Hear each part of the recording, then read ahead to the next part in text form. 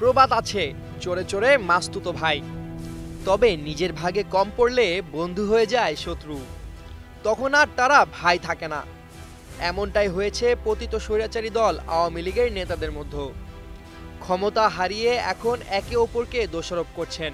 নিষিদ্ধ ছাত্রলীগের সাবেক সাধারণ সম্পাদক সিদ্দিকী নাজমুল আলম সামাজিক যোগাযোগ মাধ্যম ফেসবুকে একটি স্ট্যাটাসে নিজ দলের সাবেক বিদ্যুৎ প্রতিমন্ত্রী নজরুল হামিদ বিপুর উপর ক্ষোভ প্রকাশ করেছেন।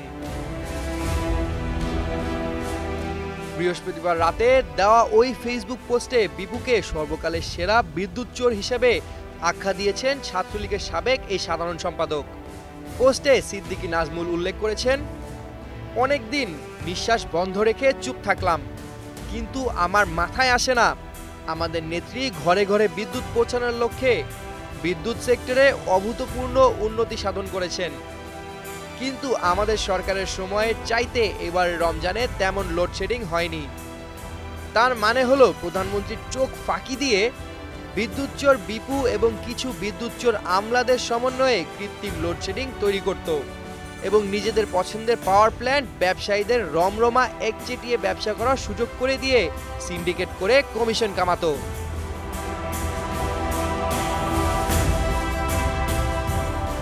তিনি আরও লেখেন, বিপু একটা চোর চোর চোর, ওর বউ চোর, ওর ভাই চোর, সন্তানেরা চোর। ওদের গত 10 বছরের চলাচল দেখলে মনে হয় বিপু রাজা আর আমরা প্রজা। নাজমুল লেখেন, বিপুর সমস্ত ব্যবসা বাণিজ্য বিএনপি জামাতের নেতারা অংশীদারিত্বের ভিত্তিতে দেখাশোনা করছেন। বিপুরা ক্ষমতা এবং টাকার কারণে নিজেদের ঈশ্বর মনে করতেন।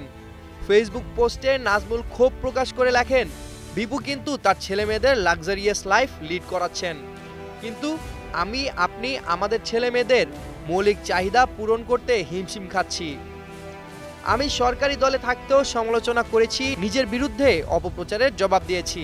বড় বড় যোথি মহারথীদের সঙ্গেও অন্যায় ইস্যুতে ছাড় দেইনি, দিবও না।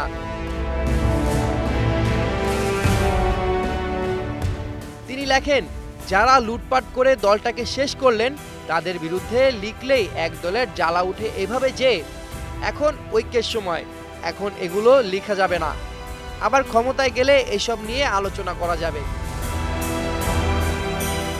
দীর্ঘ পোস্টের সর্বশেষ তিনি লেখেন, নেত্রী সংসদে দাঁড়িয়ে অনেকবারই বলেছেন, এই আওয়ামী লীগে শেখ হাসিনা ছাড়া সবাইকে কেনা যায়। ব্যক্তিগতভাবে এটা আমি শতভাগ বিশ্বাস করি এবং মানি। হাসিনা পলায়নের আগে থেকেই সিদ্দিকী নাজমুল আলম দেশান্তরী হয়েছেন।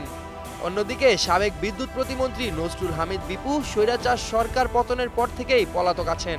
সামিউল জয়, 21 টেলিভিশন।